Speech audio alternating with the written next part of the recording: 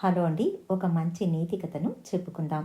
ఒకప్పుడు కోసల దేశాన్ని క్షేమదర్శి అనే రాజు పరిపాలించేవాడు. రాజు ఎంతో దయాగుణం కలవాడు. తన ప్రజలందరికీ ఎటువంటి కష్టము రాకుండా చూడాలి అని అనుకునేవాడు. అతడి ఆలోచనలైతే బాగానే ఉన్నాయి, కానీ వాటిని అమలు చేయడానికి కావలసిన శక్తి సామర్థ్యాలను మాత్రం చూపేవాడు కాదు. దానికి కారణం తన చుట్టూ ఉన్న అధికారులను బాగా నమ్మి రాజ్యాంగ వ్యవహారాలన్నీ వాళ్లకు అప్పగించి వాళ్ళు మంచి నిర్ణయాలు తీసుకుంటున్నారు అని అనుకునేవాడు. సరైన రాజ్యాంగ విధానం లేకపోవడంతో అధికారులందరూ అవినీతి పరులుగా మారారు. ప్రజలు కూడా కట్టవలసినంత పన్నులు కట్టేవారు కారు. ఈ అధికారులు వెళ్లి వాళ్ల వద్ద ఎంతో కొంత ధనాన్ని లాక్కొని ఆ డబ్బులనంతా వాళ్లే పంచుకొని తినేసేవారు. ఖజానాకు డబ్బులు తరలించకుండా రాజద్రోహం చేయసాగారు. ధనం గురించి రాజు ఎప్పుడైనా అధికారులను హెచ్చరించినప్పుడు కరువు వచ్చిందని, పంటలు బాగా పండలేదని ఏదో సాకులు చెబుతూ రాజును నమ్మించేవారు. ఖజానాకు డబ్బులు రాకపోయినా ప్రజలు సుఖంగా ఉన్నారు కదా అని అనుకుని సంతోషించేవాడు. దేశంలో సంపద తగ్గిపోయింది. ప్రజలు తమకు ఒక రాజు ఉన్నాడని, ఏదైనా తప్పు చేస్తే శిక్షిస్తాడని పూర్తిగా మర్చిపోయి తమకు ఇష్టం వచ్చినట్లు వాళ్ళు ఉండసాగారు. అలా రాజ్యమంతా అల్లకల్లోలంగా మారింది. ఇలా ఉండగా రాజు ఒకసారి మంత్రిని, సేనాధిపతిని, కోశాధికారిని, మరికొంత అధికారులను పిలిపించి ఒక సమావేశాన్ని ఏర్పాటు చేస్తాడు.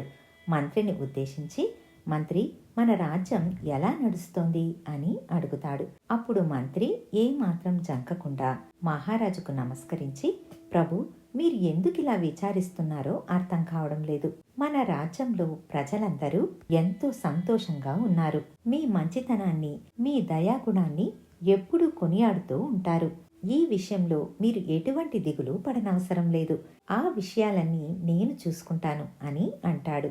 క్షేమదర్శి ఎంతో సంతోషించి సేనాధిపతి వైపుకి చూస్తాడు.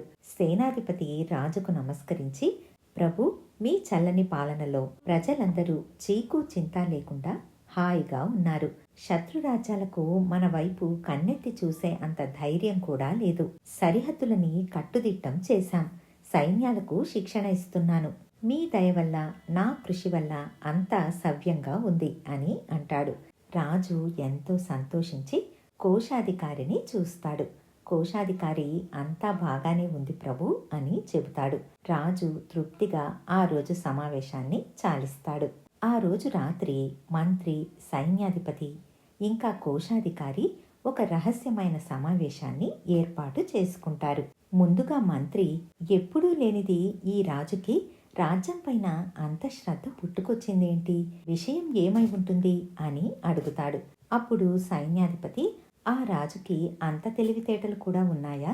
అతడికి పొద్దుపోకుండా మనతో సభను ఏర్పాటు చేశాడు, అంతే. అంతకు మించి ఇందులో ఆలోచించాల్సింది ఏదీ లేదు అని అంటాడు. కోశాధికారి కాసేపు ఆలోచించి, అలా తీసి పారేయడానికి వీల్లేదు. మన మీద ఏదైనా అనుమానం వచ్చి ఉండవచ్చు. ఎందుకైనా మంచిది మనం కాస్త జాగ్రత్తగా ఉండాలి. ప్రజలందరి వద్ద డబ్బుల్ని తీసుకుని మిమ్మల్ని అందరినీ నేను పోషిస్తున్నాను. ఏదైనా జరిగితే నా మెడకే చుట్టుకుంటుంది అని అంటాడు. దానికి సైన్యాధిపతి, అంతగా భయపడాల్సింది ఏదీ లేదు. విషయం అంతదాకా వస్తే రాత్రికి రాత్రే ఈ కత్తితో రాజును చంపేస్తాను అని అంటాడు. అందరూ నవ్వుకొని ఎవరి దారిన వాళ్ళు వెళ్ళిపోతారు. ఇది ఇలా ఉండగా ఒకరోజు ఆ నగరానికి పెరిగిన గడ్డం, చాలా కాలం తపస్సు చేసిన శరీరం, ముఖం మీద తేజస్సు కలిగిన ఒక వ్యక్తి నగర వీధుల్లో పెద్ద పెద్ద అడుగులు వేసుకుంటూ తిరుగుతున్నాడు. అతడి చేతిలో ఒక పంజరం ఉంది. అయితే వింతగా ఆ పంజరంలో పక్షి కాక ఒక కాకి ఉంది.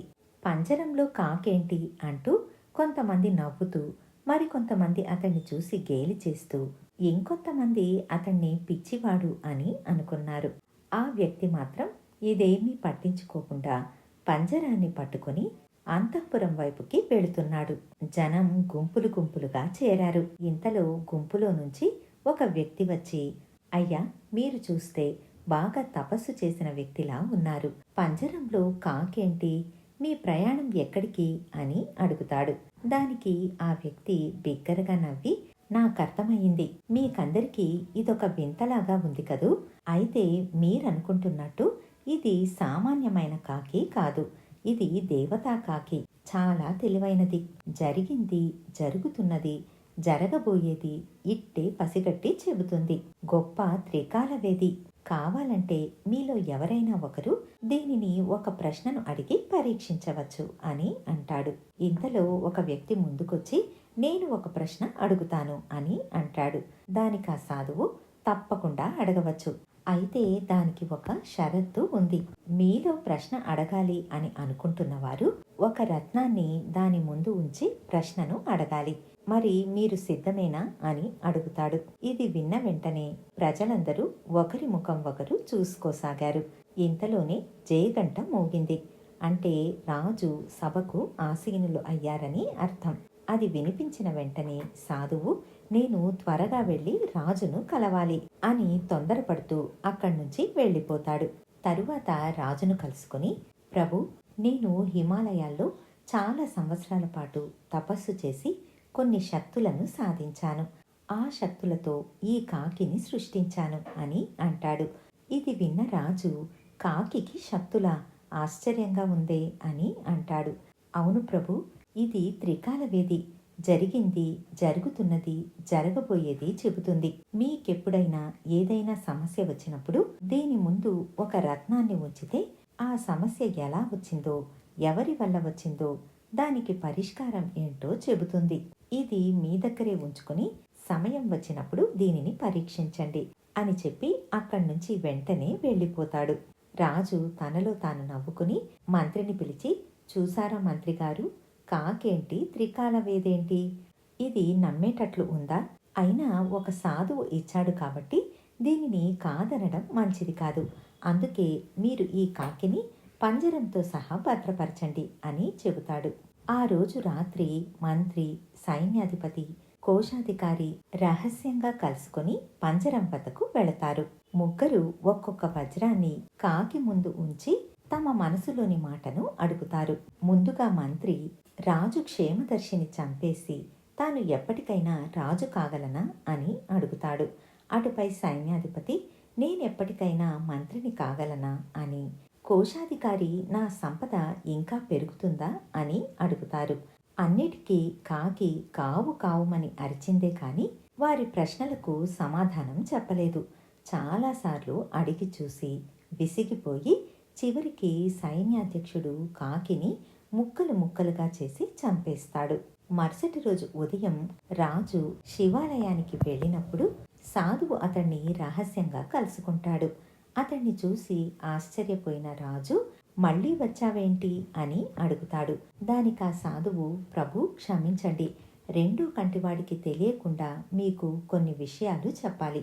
ముందుగా మీరు నన్ను పోల్చుకోలేదు. నేను మీ తండ్రికి స్నేహితుణ్ణి. మీ తండ్రి మరణించగానే వైరాగ్యంతో అడవికి వెళ్ళి తపస్సు చేసుకుంటూ ఉన్నాను. కొన్ని రోజులుగా ఎందుకో ఈ రాజ్యాన్ని, మిమ్మల్ని చూడాలని అనిపించింది. చాలా రోజులు ఈ రాజ్యంలో ఎవరికీ తెలియకుండా తిరిగాను. అప్పుడు నాకు కొన్ని విషయాలు తెలిసింది. పరిస్థితులన్నీ అర్థమయ్యింది. మీరిప్పుడు చాలా ఆపదలో ఉన్నారు. మీరు నమ్మిన మంత్రి, సైన్యాధిపతి, కోశాధికారి మీరనుకుంటున్నట్లు మంచివాళ్లు కారు. వాళ్ళు దేశద్రోహులు. స్వార్థంతో మిమ్మల్ని మోసం చేసి రాజ్యాన్ని ఈ స్థితికి తీసుకుని వచ్చారు. రాజు డబ్బు సంపాదించడం నుంచి అన్ని విషయాలను స్వయంగా చూసుకోవాలి. అధికారులను నమ్మినట్టు నటించాలి కానీ పూర్తిగా నమ్మకూడదు. నేను మీకు ఇచ్చిన కాకిని స్వార్థంతో ఆ ముగ్గురు కలిసి చంపేశారు. ఈ విషయం మీకు తెలియనట్లు నటించండి. రేపు వాళ్ళని సభకు పిలిచి ఆ కాకి విషయం అడగండి. అందరూ తమకు ఏమీ తెలియదని అబద్ధాలు చెప్పి ప్రమాణాలు చేస్తారు. అప్పుడు మీకు వాళ్ళు ఎటువంటి వాళ్ళో తెలుస్తుంది. నేను కూడా రేపు అక్కడే ఉంటాను అని చెబుతాడు. రాజు అతడికి నమస్కరించి, మహర్షి, మీ రుణం జన్మజన్మలకు తీర్చుకోలేను. నా తండ్రికి స్నేహితుడైన మీరు నా పాలిట దేవుడు. రేపు వాళ్ళ అంతు చూస్తాను. మీరు ముందులాగే మంత్రి పదవిని చేపట్టి ఈ రాజ్యాన్ని రక్షించాలి అని అంటాడు. అప్పుడు మహర్షి, తప్పకుండా, ముందుగా అవినీతి పరులను ఏరిపారేయాలి అని అంటాడు. అటుపై క్షేమదర్శి తృప్తిగా శివుడికి అభిషేకం చేయించుకుని వెళ్ళిపోతాడు. ఆ రోజు సభలో రక్తంతో తడిసిన పంజరంలో ఉన్న కాకి అక్కడ వేదిక మీద ఉంటుంది.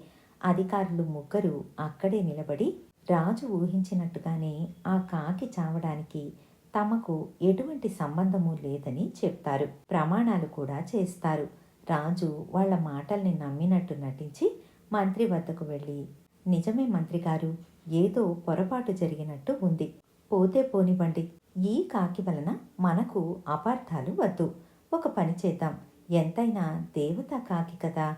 ఈరోజు రాత్రి దీనిని శ్మశానానికి తీసుకుని వెళ్ళి మీరే స్వయంగా దహనం చేయించండి. దానితో మనకు ఎటువంటి సమస్య ఉండదు. లేకపోతే ఇది దేవతా కాకి అవ్వడం వల్ల దహన సంస్కారాలు సరిగ్గా చెయ్యకపోతే మనల్ని దయ్యమై పట్టినా పట్టవచ్చు అంటూ పకపకమని నవ్వుతాడు. మంత్రి కూడా నవ్వుతూ, రాజు ఆజ్ఞ తప్పకుండా ప్రభు అని అంటాడు.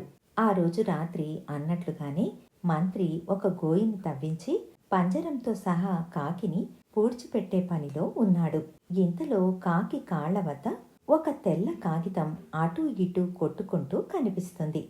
ఆశ్చర్యపడిన మంత్రి కాగితాన్ని తీసి చదవడం ప్రారంభించాడు.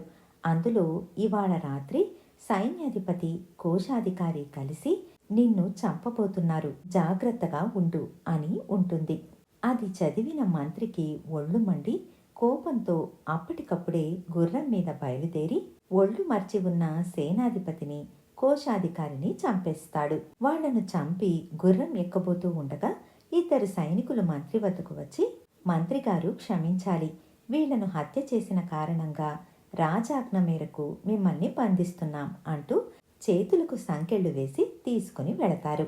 మరుసటి రోజు సభలో క్షేమదర్శి మహారాజు జరిగిందంతా ప్రజలకు వివరించి మంత్రికి ఉరిశిక్ష వేయించి మహర్షిని మహామంత్రిగా నియమిస్తాడు. ఆ తరువాత రాజ్యం సుభిక్షంగా మారి ప్రజలు సంతోషంగా జీవిస్తారు. ఈ కథ పురాణాలలో చెప్పబడినది. వ్యాస మహర్షి ఈ కథ ద్వారా మనకు రాజులు ఎప్పుడు పరిపాలనలో అశ్రద్ధ వహించకూడదని, చాలా జాగ్రత్తగా ఉండాలని, అధికారులు తమ విధులను చక్కగా నిర్వర్తిస్తున్నారో లేదో ఒక కంట కనిపెడుతూ ఉండాలి. అలాగే కొంతమంది మహర్షి లాంటి మంచి వాళ్ళు కూడా ప్రజలకు మంచి పనులు చేస్తూ ఉంటారు. వాళ్ళని ప్రజలు ఎప్పుడూ గౌరవిస్తారు. స్వార్థంతో ప్రవర్తించే అధికారులకు ఎప్పటికైనా పతనం తప్పదు. ఇదండి కథ. మళ్ళీ మరొక మంచి కథతో మీ ముందుంటాను. ధన్యవాదాలు.